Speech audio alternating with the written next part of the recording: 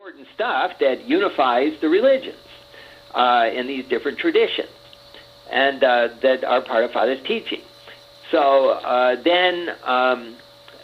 anyway, all of this terminology here came from Meher Baba's diagrams in his book. So his book is free online in PDF format. And so this was the Arabic, which I just copied from his book, and this is the English translation. So very, very similar to the Jewish and Hindu trees of life. And but it's very interesting, the focus. Each one of these trees of life is basically inspiring people to study those holy books that these traditions are based on. And for instance, in this center column, we see the beauty of unity. So creator and the mental body, and then the beauty of unity. So in the Jewish tree of life, this position is Tiferet, which means beauty. So anyway, we also see the physical body, the mind, and then the spirit, and various similar explanations. And then as we would approach a Brahman or describing Brahman, the Saguna, Nirguna Brahman aspects, we have the similar explanation about God, that we reach the point at which words fail. And so, in other words, the point, the beyond state of God, for example. So that indicates, well, there's like the first quadruple bass, second quadruple bass, so beyond state of God, and or the state in relation to which all indications are dropped. So people who have who explore the deep mystical experiences in approaching the God, they experience the energy of God, and they experience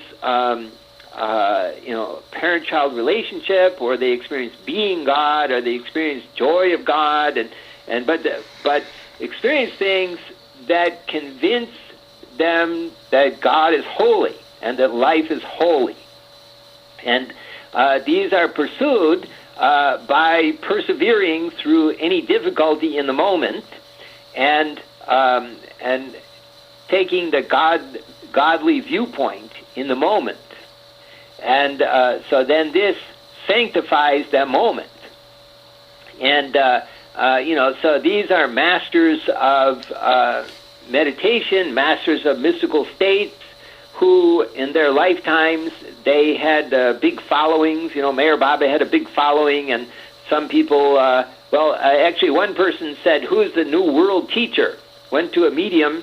I believe Anthony Brooks' testimony was he had been following Meher Baba, and Meher Baba died, and he went to a psychic who said, "Who's the new world teacher?" And through that psychic, Anthony Brooks was told it's Reverend Moon. And so then he, I believe this guy, maybe he's still alive, but he had some disagreement, but then continued apparently teaching Divine Principle on his own. But anyway, Meher Baba was an important guy who also tried to unify religions. And his diagrams, they're not circle diagrams dealing with the tree of life, but they're, anyway, he has his own unique diagrams, which also favorably compare with many aspects of Divine Principle. So anyway, then, then we can condense it into, again, the same format. So then we get into Oriental philosophy. So Wu Qi, Wang Qi, Tai Qi. So the Wu Qi is nothingness. And then the Wang Qi is obviously the division stage, and Tai Chi, Father said, represents mankind. And so then the Tai Chi is analyzed like this, as saying we have 6, 7, 8, and 9. They represent old yin, young yang, young yin, and old yin, young yang, young yin, and old yang. And so then we might say, well, so what? And well, it's interesting that Father said that the boy, when he's growing up, he's more like his mother. So the boy would be the young yang, which would be number 7, this white swirl over here. So, and this, the old yin, that's the mother. So that the boy, when he's young, he's more like his mother. But as he gets older, he becomes more like his father, which would be old yang. And similarly, Father said that girls, when they're growing up, they're more like their father. But as they get older, they become more like their mother. And so this is a way to represent the family in other words, beginning to represent the family in Taoism and Confucianism. So then there's the I Ching is a book of divination and various ways to ask a question and then throw 3 coins, and then come up with these 6, 7, 8, and 9, and it determines a line in the trigram, and they build up hexagrams, and then they look it up in the I Ching, and it answers their question or gives commentary on their question. But it's interesting that in these fundamental numbers, 1, 2, 3, and 4, these actually add up to these numbers associated. This is 6, this is 7, this is 8, this is 9. So this is very interesting. And so then this is the cosmic family of 8 trigrams. The heaven and earth is father and mother, and then 3 sons and 3 daughters. So basically, if there's one solid line, it's a son. If there's one broken line, it's a daughter. And so then this also they relate these qualities. So actually some of these, the heaven and earth and the middle son, middle daughter, appear in the Korean flag with the centering on the yin and yang. And so then this also actually just represents 3 qualities which are either positive or negative. So that's like X, Y, and Z.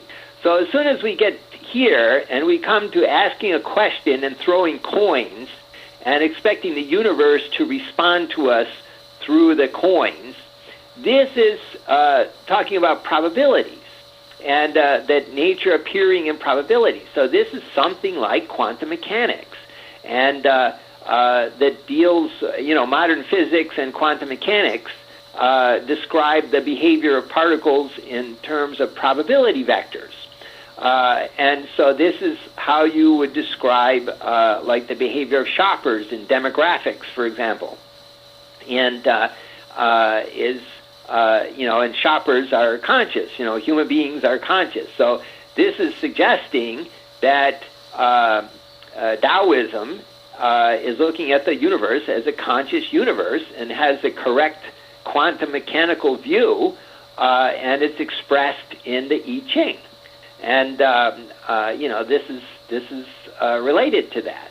And the Chinese are very practical, also wanting to say, well, what do I do now? Or how do we solve these problems? Anyway, when I was studying this aspect of the I Ching and the Ba Gua, and there's the post-birth Qi and the pre-birth Qi, post-birth Qi, and this relates to lineage, and so it's reading, especially martial artists who studied the different kinds of martial arts, which like the Ba Gua, it means the 8 forms, and the number 8 means these 8 trigrams. So there's actually martial arts styles that there's a different style for each one of these trigrams.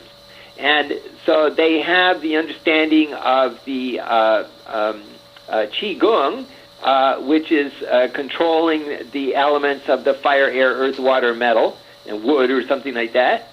And so which Divine Principle says that's actually correct. So again, this is really dealing with an incredibly deep and long tradition that has been revealed through deep experiences and expressed in their tradition and in the words and in these symbols in Taoism and Confucianism, and and of course Buddhism and Oriental philosophy, that yoga, Buddhism, Qigong, whether it's they're Buddhists or not, there's this Buddhists and Confucianists, Buddhist priests, Taoist priests, Confucianist priests, so like different and many different denominations of all of those.